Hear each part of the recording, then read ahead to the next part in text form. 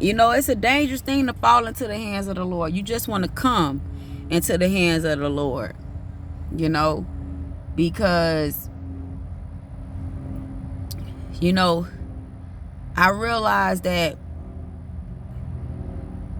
everybody is on a journey. We all doing life together, right?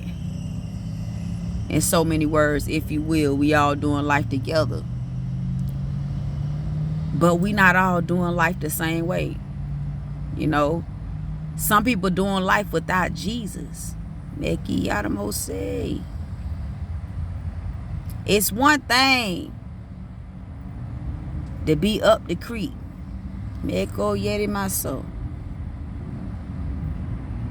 And have God. But it's another thing to be up the creek. Like they say, up the creek without a pedal, up the creek without God. Cause see, all that I'm going through, and that you going through, I hope you got God in your heart. I hope you love him with your heart, with your mind, with your soul. I hope that you're living for him. This is what makes the difference. It's a sad thing to do life without God. It's dangerous. I don't know about you, but I'd rather be where I'm at with God and knowing that I ain't gonna be here always, and that he's not a man that he shall lie. He gonna bring me out. If he brought me to this, he gonna take me through it. Or to be in a situation, in a predicament, and my mouth saying I got God, but I don't live for him. My heart don't love him. It's not a sincere love. I don't, you know, you got to love God with your whole heart, mind, and soul. It's not just about saying that I believe in Jesus and I'm trusting God. That ain't enough. You got to be living for him. There's a difference. There's a difference. What are you doing for God? How are you being used for God's glory? God has needs to be fulfilled in the earth. He has a will and purpose for your life. What are you doing for him? What are you doing for him? I understand that a lot of people are not chosen. Many are called, a few are chosen. But you better be doing what God has instructed and called you to do. Everybody don't have the same assignment. Everybody is not the same. Okay? So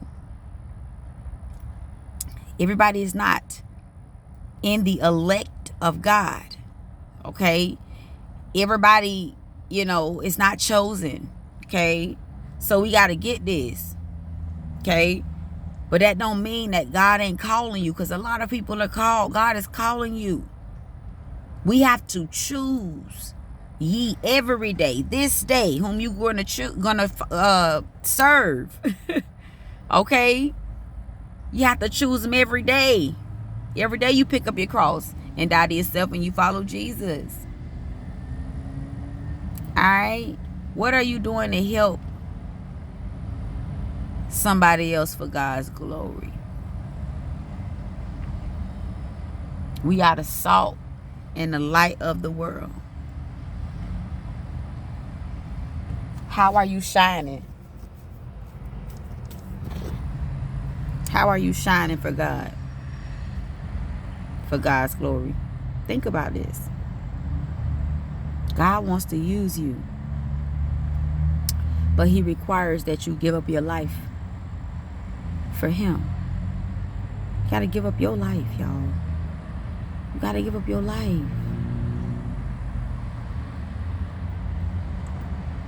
You got to pick up your cross, deny yourself, and follow Jesus. That's literal, y'all. That's literal. You have to give up your life, your will, your way. There's a big difference in just saying, I love the Lord.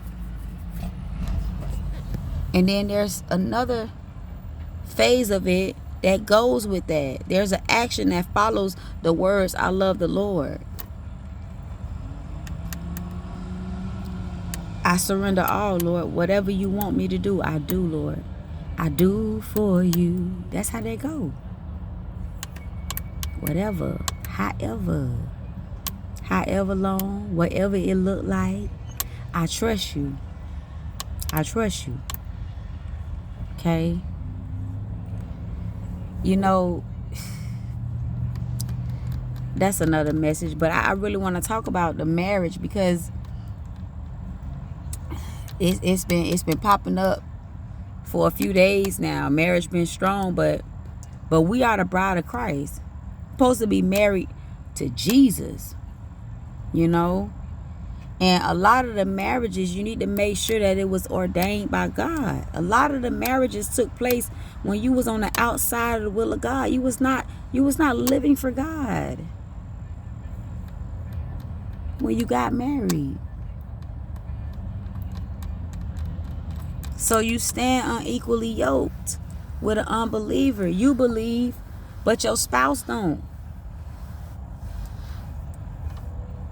You didn't wait for God to send you your spouse.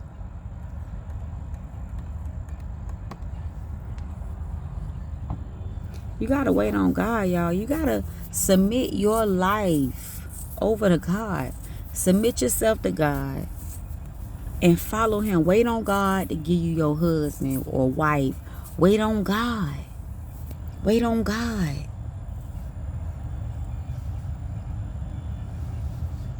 You know? Wait on God, y'all. Trust God for real. Don't just say you trust him. Trust him for real. With everything. With everything. Be blessed.